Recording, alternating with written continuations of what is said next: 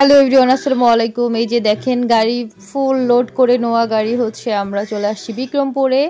Because আমরা চলে গেছিলাম সকালেই ঢাকায় এই গাড়ি দিয়ে, সেম গাড়ি দিয়ে। সো যাওয়ার পরে আর আমরা দেখলাম পুরো ঢাকা খালি হয়ে গেছে। এই হচ্ছে ভূমিকম্পর জন্য ভয়ে সবাই, যেহেতু হচ্ছে নিউজে অনেকবার হচ্ছে অ্যালার্ট করে দেওয়া হচ্ছে। সো অনেক মানুষ হচ্ছে ঢাকা ছেড়ে দিয়েছে, অনেক মানুষ হচ্ছে ঢাকায় আউটে যাদের গ্রামের বাড়ি আছে বা হচ্ছে কোথাও একটা থাকার জায়গা আছে ওইখানে চলে গেছে সেফ জোনে। সো আসলে সেফটি ফার্স্ট, মানুষের জীবন একটাই।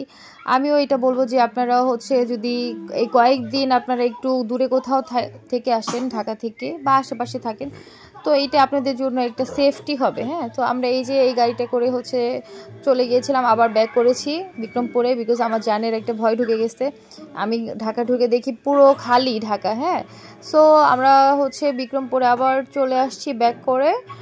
আর কিছু মানে আর কিছুই করার নেই আসলে, আমরা পরিস্থিতির উপর সবাই হচ্ছে মানে ধরা। হ্যাঁ, সো কিছু বলা নেই। যে আজান আলাইনাও অনেক হচ্ছে জার্নি করতে করতে টায়ার্ড হয়ে যাচ্ছে।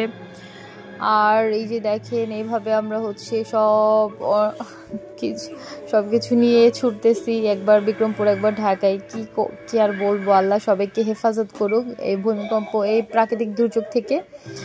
আর যাদের মানে যারা এখনও হচ্ছে অ্যালার্ট হচ্ছে না, প্লিজ আপনারা সব কিছু একদম নিট অ্যান্ড ক্লিনভাবে হচ্ছে বুঝে, আপনাদের বেবি টেবি থাকলে অবশ্যই তাদের একটু সেফটি প্লেসে রাখার চেষ্টা করেন। নয়তো হচ্ছে আপনারা কিছু একটা হচ্ছে ব্যবস্থা করেন, একটা ব্যাগ রেডি করেন, ওদের জন্য কিছু হেলমেট কিনেন, একটা বাঁশি কিনেন, টর্চ লাইট কিনেন, পানি কালেক্ট করে রাখেন, একটা ব্যাগ রেডি করে রাখেন, যেন যে কোনো টাইমে যে কোনো সিচুয়েশনেই করতে পারেন।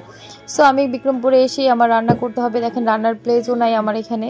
সো আসলে আমরা যেখানে যেভাবে রাখে আল্লাহ, ওইটা কি আমাদের হচ্ছে আলহামদুলিল্লাহ বলা উচিত।